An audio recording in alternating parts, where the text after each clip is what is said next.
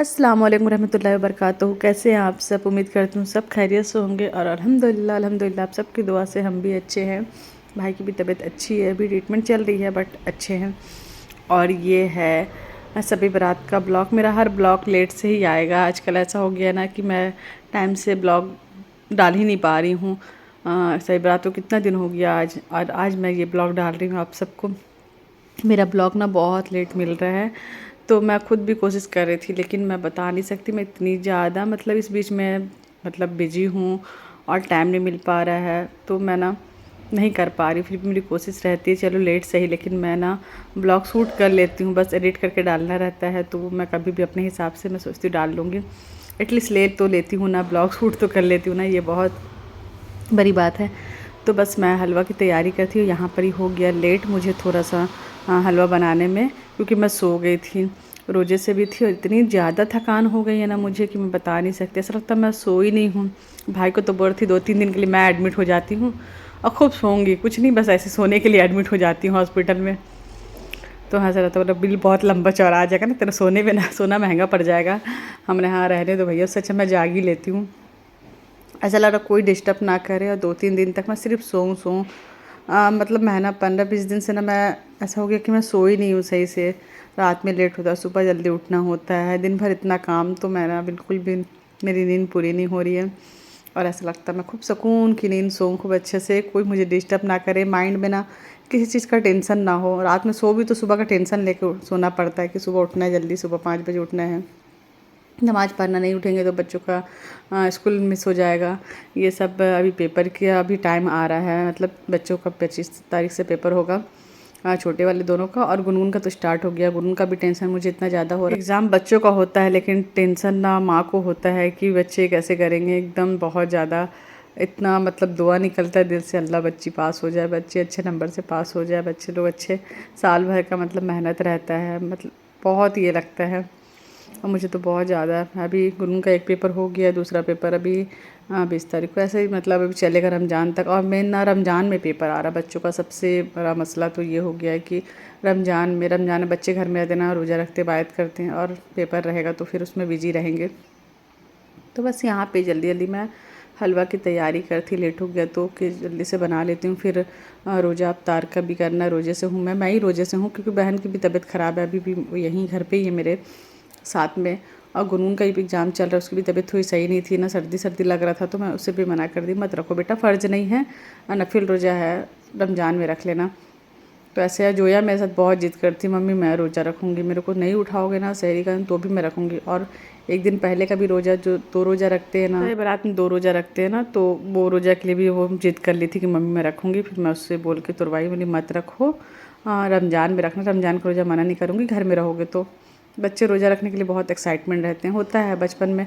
हम लोग भी बहुत छोटेपन से रोज़ा रखे ना, तो एक रोज़े की अलग खुशी रहती है, बच्चों को बहुत अच्छा लगता है। और बचपन जो है ना, वो सबसे अच्छा मोमेंट होता है लाइफ का, सबसे अच्छा। सब कुछ आ सकता है लेकिन बचपन वापस नहीं आ सकता है, तो इससे जीना चाहिए। हम अपने बचपन को इतना मिस करते हैं, जब भी सही बारात आता तो अम्मी को मिस करते हैं हम, कि मेरी अम्मी ना इतना अच्छा हलवा बनाती थी, इतना अच्छा लगता था, हम लोग नए कपड़े पहनते थे और रात में जागते थे। एक रात जागने की खुशी इतनी होती थी, सब साथ में सहेलियाँ जो आजू बाजू जो भी रहते थे पहचान के, सब एक साथ जागते थे मोहल्ले में, इंतज़ार रहता था शब बारात का, इतनी खुशी, इतनी रौनक लगती थी।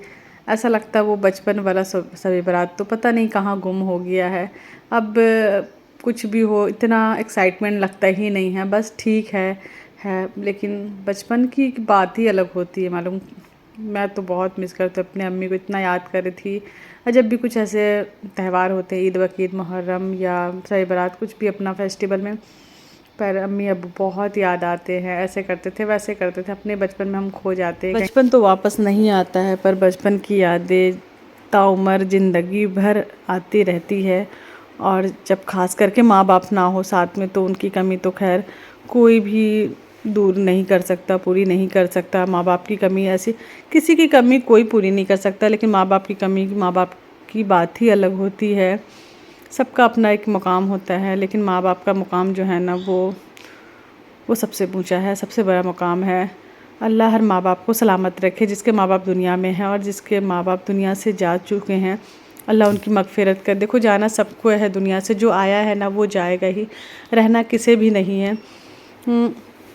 तो अल्लाह की मर्ज़ी होती है, अल्लाह की अमानत होती है, तो इस पे सब्र कर लेना चाहिए इंसान को, राज़ी रहना चाहिए कि चलो अल्लाह की मर्ज़ी थी। सब्र तो आते आते आ ही जाता है। जब माँ बाप रहते हैं तो हमें लगता है, हम सोच के तसव्वुर भी करते हैं ना कि हमारे माँ बाप कभी ना हो तो हम कैसे रहेंगे, तो उस ख़्याल से भी बहुत खौफ आता था।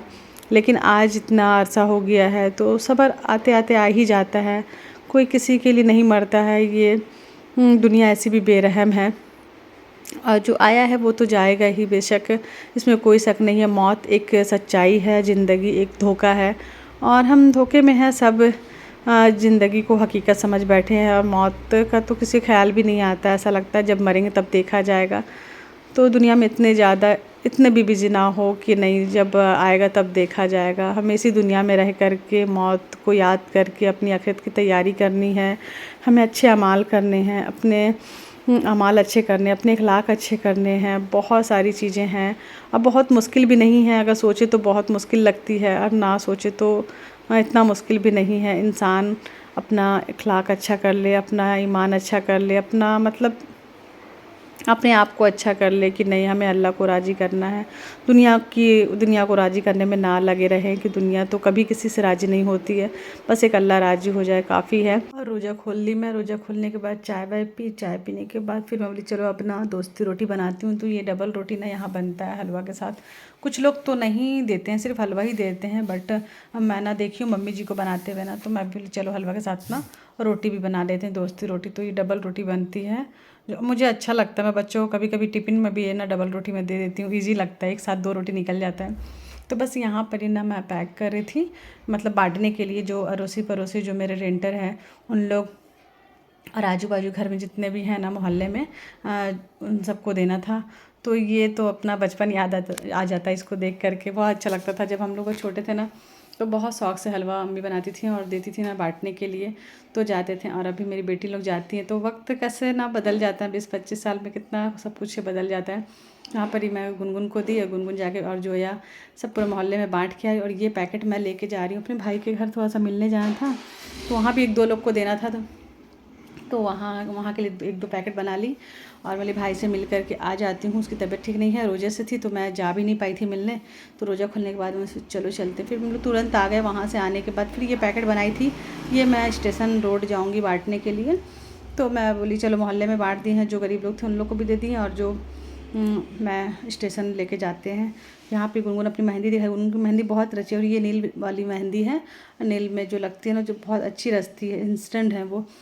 तो ये गुनगुन हाथ पे मैडम जी लगा ली, तो बहुत अच्छा लग रहा था। बस गुनगुन को लेके हम लोग आ गए यहाँ स्टेशन रोड। यहाँ कुछ लोग सो गए थे, कुछ लोग खा पी के सो गए थे, सोने का टाइम ही हो गया था, 10 बज रहा था। और कुछ ऐसे जागे थे ना। तो मैं अक्सर जब भी कुछ बनाती तो आप लोग को पता ही होगा, मैं स्टेशन रोड आ जाती हूँ। यहाँ पर ही बहुत सारे ऐसे बेचारे लोग दिखते हैं मुझे, और अभी तो बहुत कम लोग दिखे हैं, जैसे सो गए थे कुछ लोग। नहीं तो ऐसे जाती हूँ ना मैं, तो सब एक साथ जमा हो जाते इतने सारे ना, कि पैकेट कम पड़ जाता है मेरा। और मुझे ये बांट करके उन्हें खाना दे करके बहुत सुकून मिलता है। और ये मैं आपको दिखा रही हूँ, ये कब्रिस्तान है हम लोग का, घर के पास ही कब्रिस्तान है। छत से ना कब्रिस्तान दिखता है, ये सामने जो कब्र है मम्मी पापा की कब्र है मेरे। तो ये बहुत खुश नसीब है हम लोग जो यहाँ से देख लेते हैं, अच्छा लगता है, सलाम कर देते। तो वहाँ से आने के बाद ना हम लोग छत पे आ गए और सलाम करें, सूरह फातिहा पढ़ें, जो भी उनकी मग़फ़िरत के लिए दुआ करें, सबकी मग़फ़िरत के लिए खैर दुआ करें, और अल्लाह पाक हम सब के गुनाहों को माफ़ करे, कबीरा सगीरा गुनाह माफ़ करे। बस इसी तरह इंसान आया है और दुनिया से चला जाएगा। तो बस इसके बाद फिर मैं ऐसे की नमाज़ पढ़ी और थोड़ा सी तिलावत करने बैठ गई थी। तो बस ये था मेरा आज का ब्लॉग सभी बारात का। तो आई होप आप सबको अच्छा लगेगा। तो जल्दी से प्यारा सा कमेंट कर दीजिए। अपनी फैमिली का बहुत ज़्यादा ख्याल रखिएगा। तो बस इसी तरह मुझे भी अपनी दुआओं में हमेशा याद रखिएगा। अल्लाह हाफ़िज़।